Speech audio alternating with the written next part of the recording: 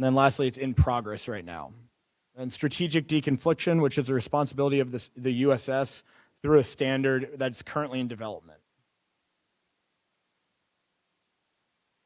Moving along, we're on conflict advisory and alert, which is the responsibility of the USS.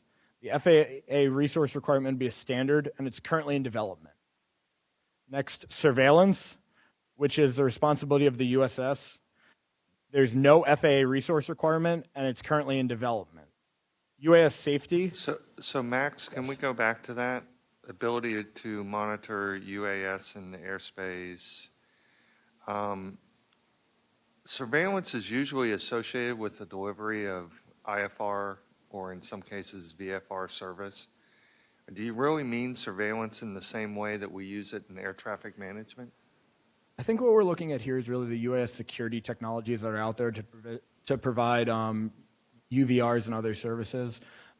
Again, I think this is the kind of route we took it with the group that we had in the definitions. We might need to clarify that a little further to your point because there's a man definition for it. Yeah, and it's very specific in support of ATC operations, at least in this environment. I know if I was a policeman in another environment, surveillance would have a different meaning, but for us, it's very much the meaning. Hey, Lauren Cass, American. I think in the dialogue, my sense is we were talking about the surveillance that you describe as the type of police would have. Where are my targets that I'm watching? Because we did have discussion about, because when I think of ATM, I think it like you do. This is surveillance, this is radar, this is ADS-B, this is that. But it was, I think, in that different context. Maybe we could clarify it a bit. I think as we continue to work on this, refining that and clarifying it would be good. Because Absolutely. in this emerging community where we have both traditional and non-traditional and all these security folks, we have a tendency to talk past each other. So words Nomenclature and what terms mean what. I think as we have this transition from traditional aviation to the more emerging market, I think it's something we need to continue to work on and refine. So we'll commit to going back and looking at that and any other term that we feel necessary to do so. And any other questions so far? So we covered UAS safety, just to reiterate, so the responsibility of the USS through standards and advisory circular, and then the current status is TBD.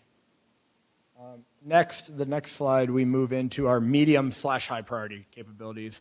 And the one we have here is USS registration, which is the responsibility of the FAA through advisory circular, and currently it's part of Lance only, but we feel that it's likely going to be roped into remote ID as well.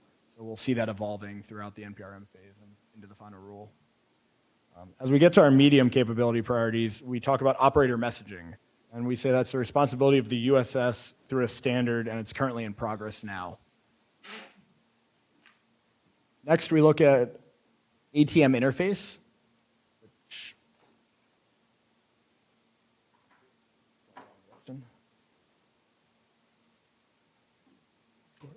Apologies, I'm just trying to get the slides. Perfect, there we go. Which we say is the USS's responsibility through an FAA notice of some kind, and it's to be determined. There's some applications looking at how to do this, but we recognize this is going to be a work in progress and something that's critical to our industry to figure out in the future of UTM.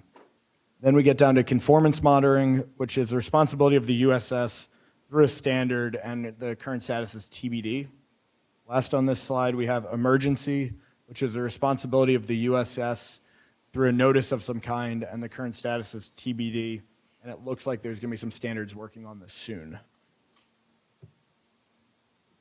Moving on to the next slide, we look at dynamic rerouting, which we say is the responsibility of the USS through no notice or any resource requirement from the FAA, and the current status is TBD.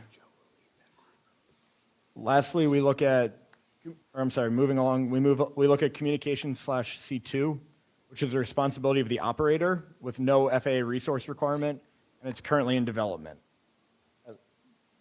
Then we have our low to medium priority capabilities, which the first one we have is communication security, which is the responsibility of the USS through a standard, and currently it's in Lance only, but evolving with the technology. Continuing, we have UTM system monitoring, which is a joint responsibility, we believe, between the FAA and the USS through IT. And currently it's only in Lance, but it's evolving as well. And then we look at our low priorities in the near term, which pre-flight planning is one, which is the USS's responsibility. There's no FAA resource requirement, and we believe it's currently in development and deployed in some cases as well. Manned participation is one that our group talked about, which is the FAA's responsibility, likely having to be done through a policy change, and the current status on that is TBD.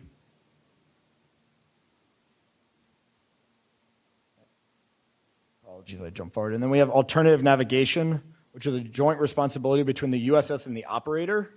There's no FAA resource requirement, and the current status of that is TBD. Finally, looking more at our low priorities, we have weather, which is the responsibility of the USS. There's no FAA resource requirement, and it's TBD in a current status. Mapping, which is a joint responsibility between the FAA and the USS. Then there's no FAA resource requirement, and the current status is there's limited obstacle information available to the operators. And then we have a completed priority, which is operator registration, which was the responsibility of the FAA through IT and rulemaking, and we believe that status is complete.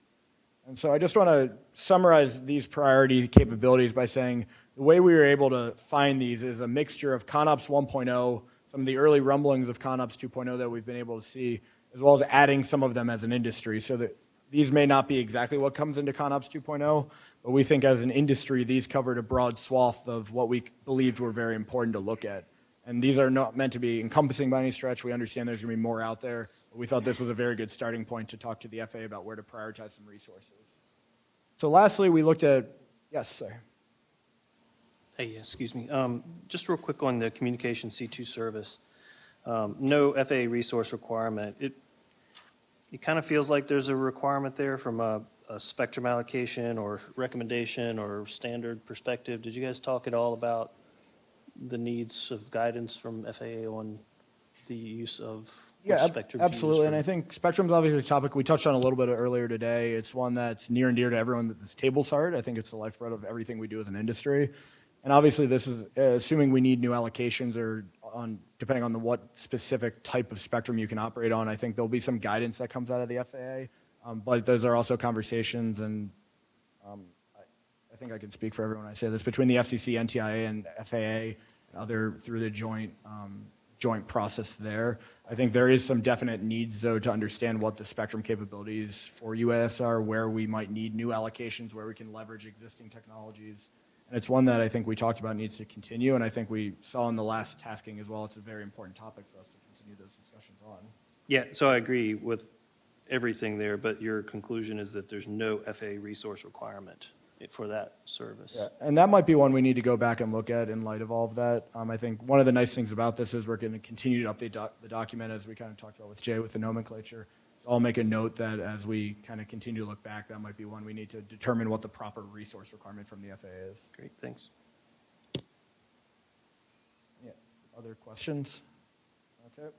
So lastly, as I mentioned, we had some recommendations to the FAA, and we're pleased that one of these seemed to be already taken into account, but we said that we recommend that the FAA and relevant UAS stakeholders work to put together a timeline in advance of the next DAC meeting that includes dates of when the FAA and industry believe that the task will be accomplished. I think part of this is anytime you're basketing things as high priority, medium, and low priority, there's a lot there. And if we're saying high priority means in the 0 to 24-month time frame, as I think everyone just saw, we have a lot of high priorities, so we have to figure out exactly where that ranking is of them to ensure that the proper resources get allocated appropriately. Our second recommendation is that we ask the FAA to allocate resources based on the priority levels contained in the report. And then lastly, we recommend that this task group remains in existence to address ConOps 2.0 when that draft is available. We feel that that's critical to the DAC's recommendations and to be able to fully accomplish the work of this tasking. And with that, I can take any questions that the group has.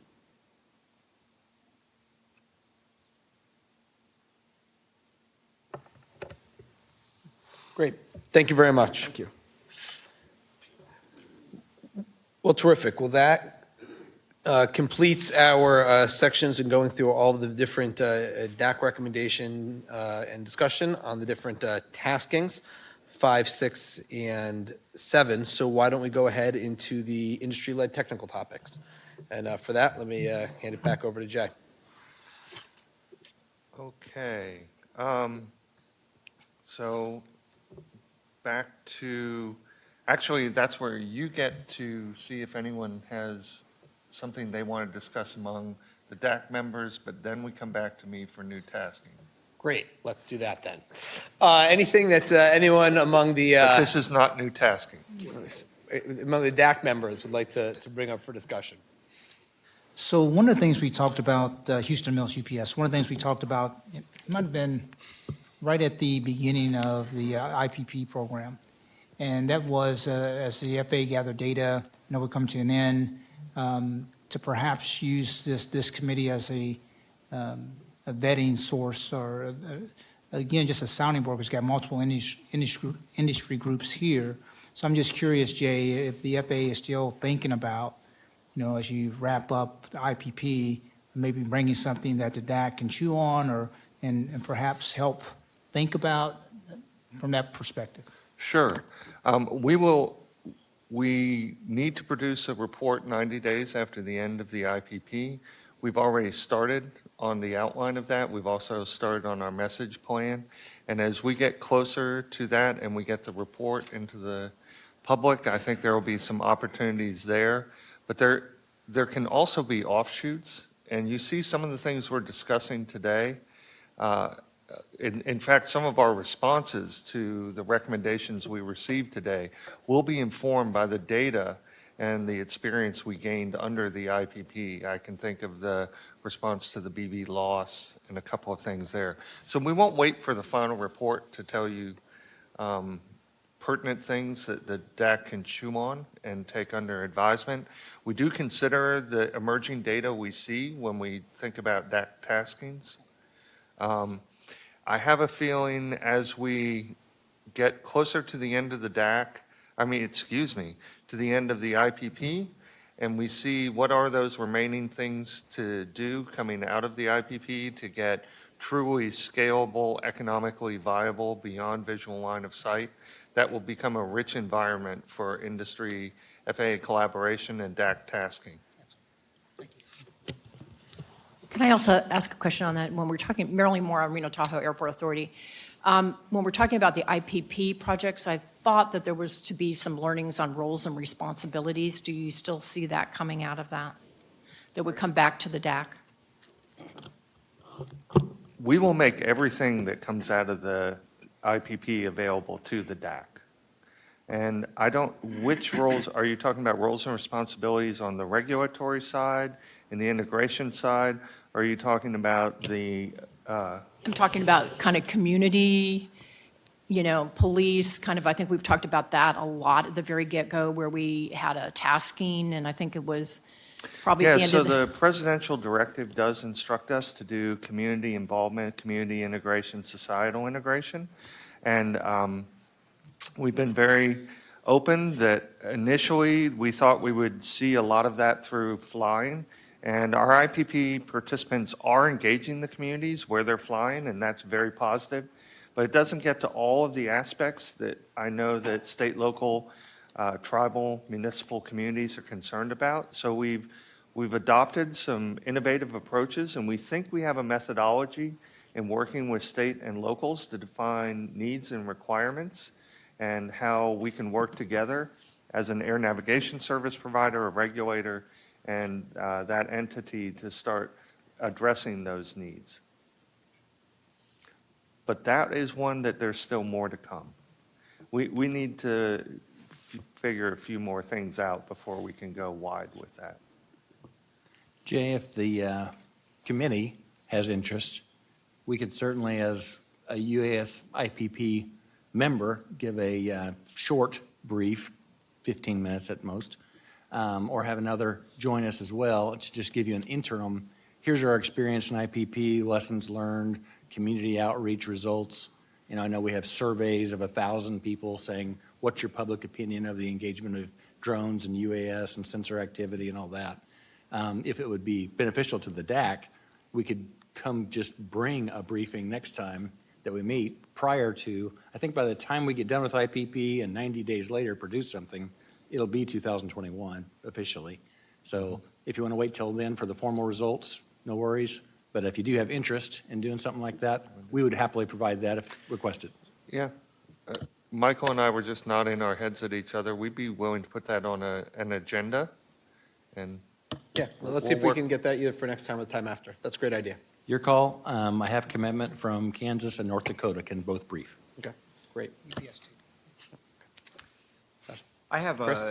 a discussion topic that I created a small presentation for, that Gary has, that could be a tasking. Shall I take this moment to present on it?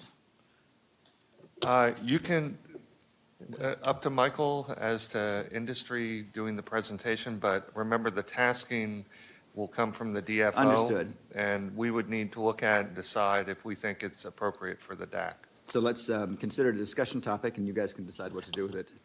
Would you want me to take this opportunity to walk it through? Yeah, Okay. absolutely. Go ahead, Chris. Should I go up to the podium? Go ahead. Okay.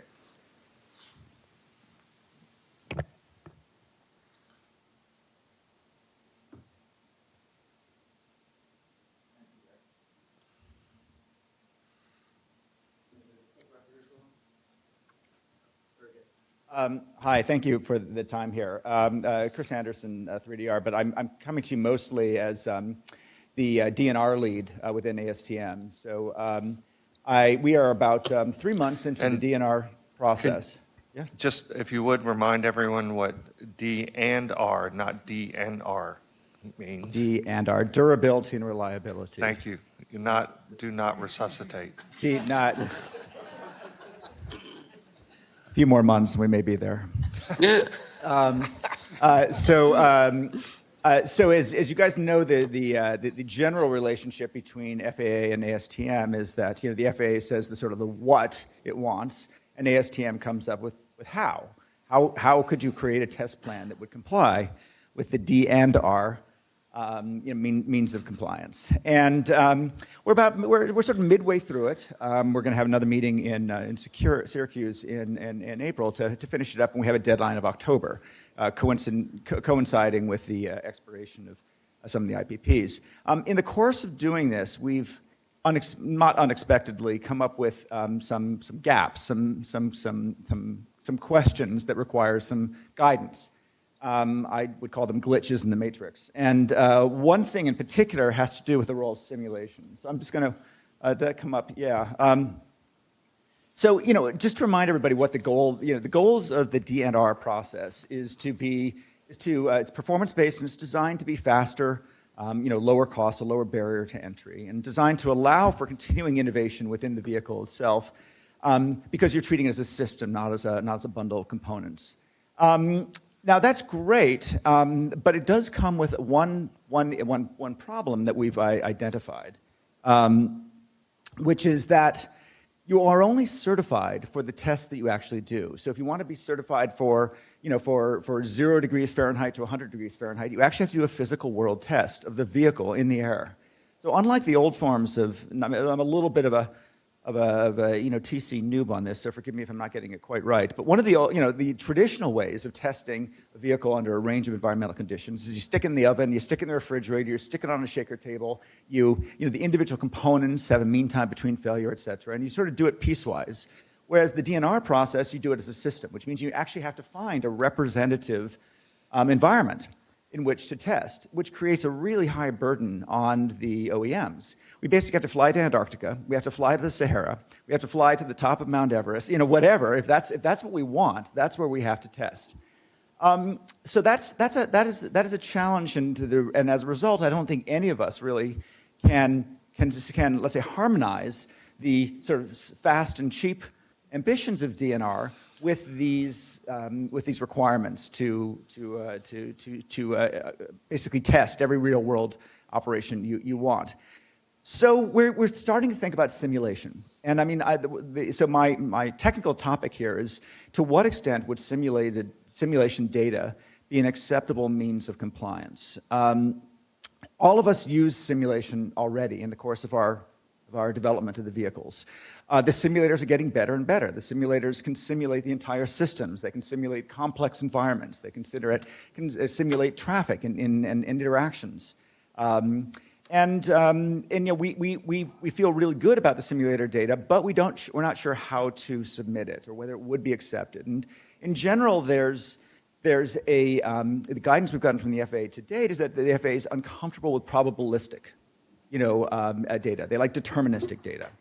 And simulators, because they're not perfect simulations of the world, are always going to be there's going to have fidelity issues. It's called the sim to real gap. There will always be a sim to real gap. They're not a perfect representation of reality, but they're better than nothing.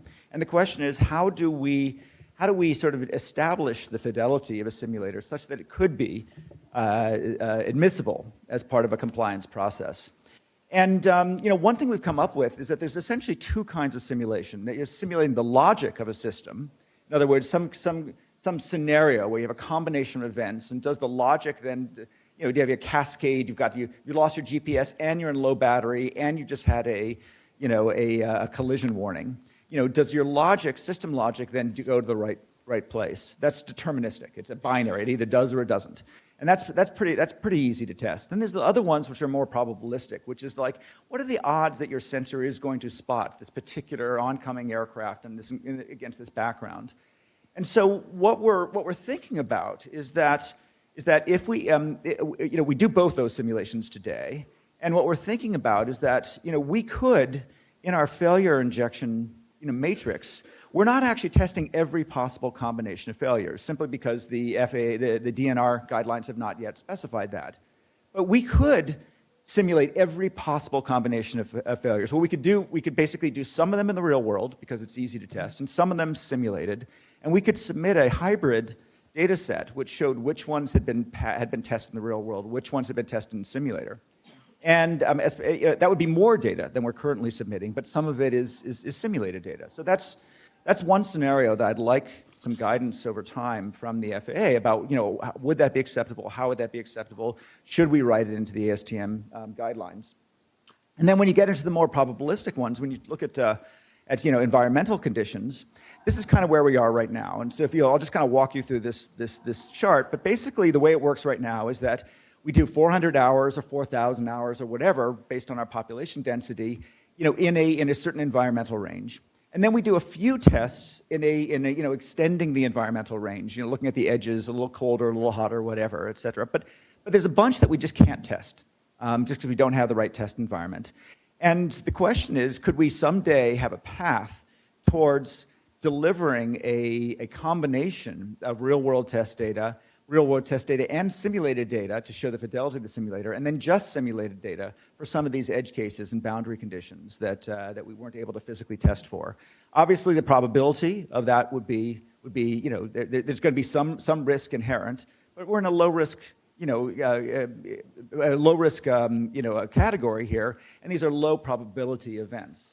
And so that's basically as far as we've taken it. I think as ASTM, it's a bit of a rabbit hole. I don't want to go too far down into what makes a good simulator or a bad simulator, but I do think that the time is right for the FAA to start thinking about simulated data and giving us some guidance on how to consider it.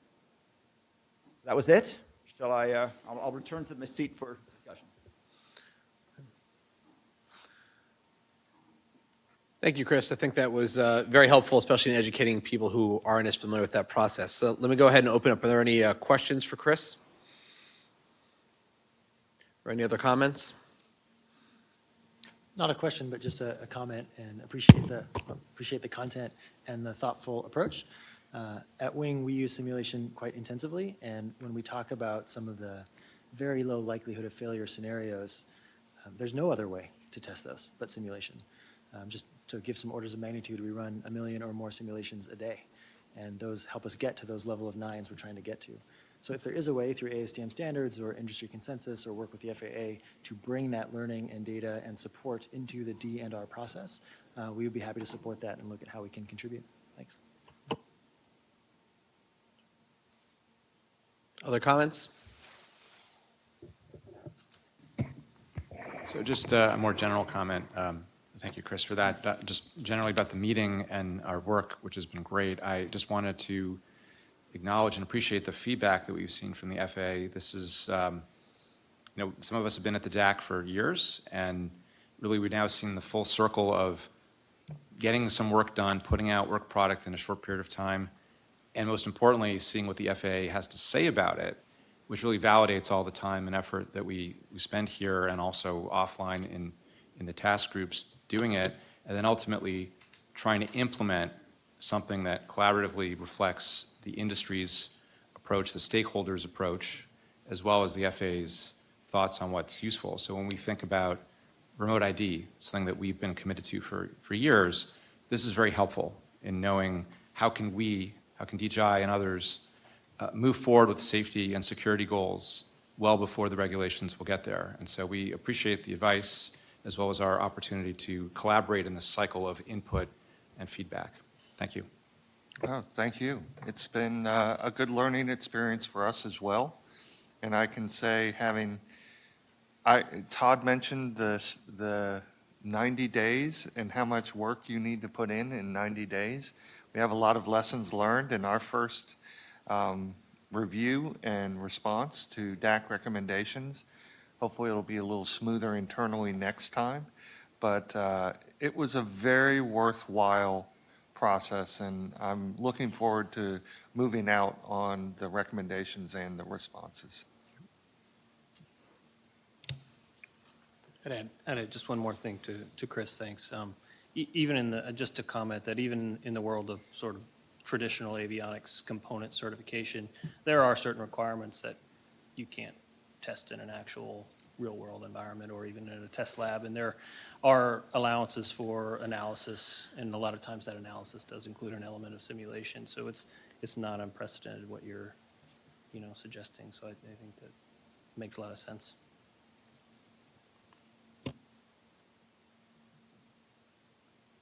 Great.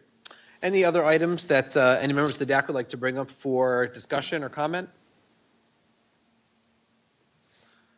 Okay. Seeing none then, let me go ahead and hand it back to Jay. Thank you. Now we move on to new business, agenda topics, and reviewing taskings. Could we pop those slides up, please? And I will start on behalf of Mr. Elwell, and then we'll end up with Michael. Next slide, please. So DAC tasking, as Max Finkel pointed out, we did not provide the UTM Concept 2.0 to the DAC for review. And so DAC tasking number 7 is really an extension of the previous tasking and providing you with the DAC document. My understanding is it is in the final stages of review. It was either due to be released today or will be released probably by the end of the week. So we'll start on that. We will start looking at your comments, but we'll save any formal response until you've had a chance to look at UTM 2.0 concept. I think it would be important that we get your full review of the concept.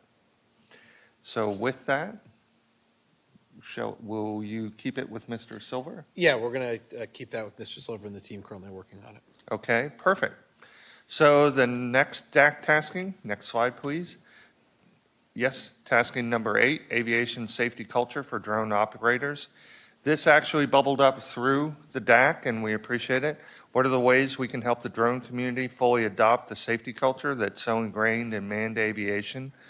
We would like the DAC to develop a set of recommendations and ideas to assist the drone community in adopting aviation safety culture.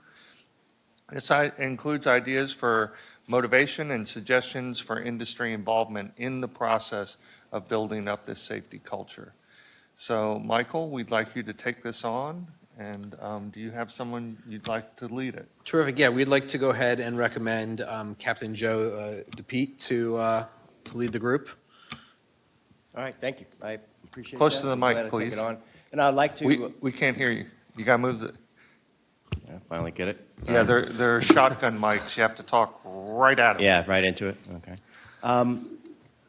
Thank you for the consideration on this. I know we talked about this previously, and I appreciate the cooperation of the entire group. I think Dan said it well, and I'll characterize it as we don't compete on safety, right? We collaborate on safety. So this is a great way for us to share some of the experiences that we've had, I think, with the community and begin down this road. So looking forward to talking to you, Jay, about the tasking letter, specifically what you're, Okay, what happy you're looking to. for, and we'll work it out. Thank you. Super. Thanks, everyone. So those are the two taskings that we have for the DAC this period. And we will work with Michael to build an agenda for the next DAC meeting. And we will include that one briefing on community involvement. There's really some great data out there. Some people are, some of the organizations are doing some very innovative things. So I look forward to that. With that, if you could move to the next slide, please. We've actually made our way all the way in the agenda to closing remarks. So once again, remembering Mr. Zaccaro, Matt Zaccaro, condolences to his family and to an industry that lost a real scion and a real leader. That's the first thing. Second, thank you again to the DAC. Your thoughtful advice and the time that you volunteer to put into this is very much valued. And the FAA is very appreciative of everything you do for us in support of our mission and aviation in general. And we're looking forward to taking your recommendations on those three taskings and start working through them and figure out how to respond to them. And, when we planned the agenda, we kind of thought this meeting would take longer.